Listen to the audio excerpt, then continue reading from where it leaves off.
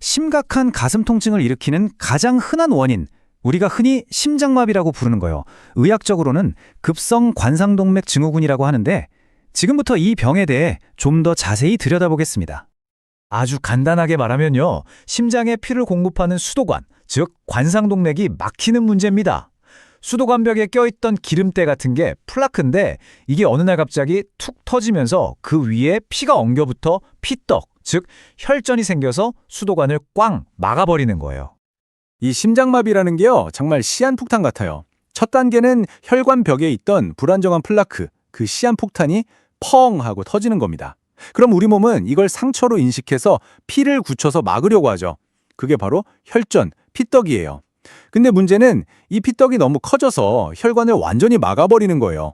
그럼 그 아래쪽 심장 근육은 산소랑 영양분을 못 받으니까 비명을 지르다가 결국 죽기 시작하는 겁니다.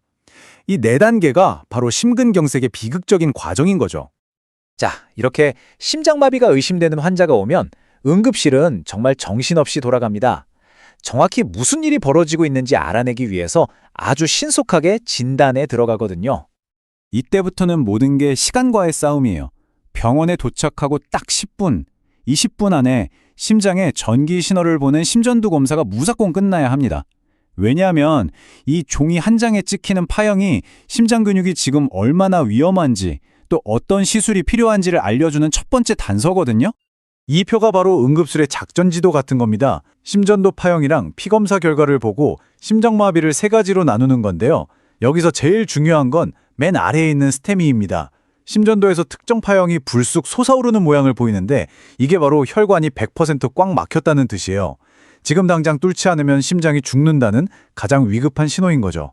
그 위에 있는 2가지 엔스템이랑 불안정이협심증은 혈관이 부분적으로 막힌 상태인데 심장 근육이 이미 손상됐는지 아닌지에 따라서 나뉘게 됩니다. 그럼 심장 근육이 손상됐는지는 어떻게 아냐고요? 바로 트로포닌이라는 피검사를 통해서 알 수 있습니다. 이게 심장 근육세포가 죽을 때 피 속으로 흘러나오는 효소거든요. 이 수치가 높으면 심근경색이 맞구나 하고 확진을 내릴 수 있는 결정적인 증거가 되는 겁니다. 자, 진단이 내려졌어요. 그럼 이제부터는 죽어가는 심장 근육을 한 톨이라도 더 살리기 위한 진짜 시간과의 싸움이 시작됩니다. 응급실에서는 보통 모나라고 부르는 4가지 약물로 초기 대응을 시작해요. 본격적으로 막힌 혈관을 뚫기 전에 환자를 최대한 안정시키는 게 목표죠. 모르핀으로 통증이랑 심장의 부담을 줄여주고 니트로글리세린이랑 산소로 혈액순환을 돕고 아스피린으로 피떡이 더 커지는 걸 막는 일종의 방어적인 조치라고 보시면 됩니다. 하지만 이런 약물 치료는 사실 임시방편일 뿐이에요. 가장 중요하고 궁극적인 목표는 바로 재관류, 다시 말해서 막힌 혈관을 물리적으로 뻥 뚫어서 피를 다시 흐르게 만들어주는 겁니다. 90. 이 숫자가 바로 생사를 가르는 골든타임을 의미합니다. 가장 위급한 스테미 환자의 경우에요. 병원 문을 열고 들어온 순간부터 90분 안에 막힌 혈관을 풍선으로 넓히고 스텐트를 넣는 시술, 즉 관상동맥 중재술을 끝내야만 합니다. 1분 1초가 말 그대로 심장 근육의 생명이랑 똑같기 때문이죠. 자, 지금까지는 심장으로 가는 수도관이 막히는 문제, 즉 심근경색을 주로 다뤘는데요. 가슴에 칼을 꽂는 듯한 통증이 있다고 해서 항상 혈관이 막혔기 때문만은 아닙니다. 어쩌면 수도관 자체가 찢어지는 훨씬 더 끔찍한 상황일 수도 있거든요. 바로 대동맥박리라는 병입니다. 이건 혈관이 막히는 문제가 아니라요, 우리 몸의 중심 수도관인 대동맥벽 자체가 찢어지는 구조적인 문제입니다. 대동맥벽이 쫙 찢어지면서 정말 상상도 못할 통증을 일으키죠.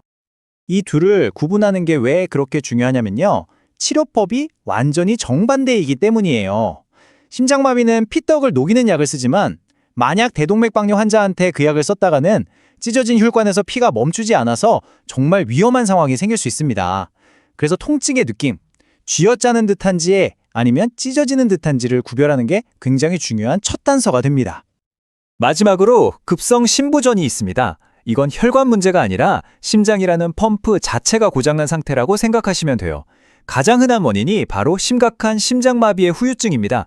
혈관이 막혀서 심장 근육이 너무 많이 죽어버리면 남은 근육만으로는 온몸에 피를 보낼 힘이 부족해지는 거죠. 그럼 그 결과 폐에 물이 차오르면서 마치 물에 빠진 것처럼 숨이 차는 게 주된 증상으로 나타납니다. 자, 심근경색.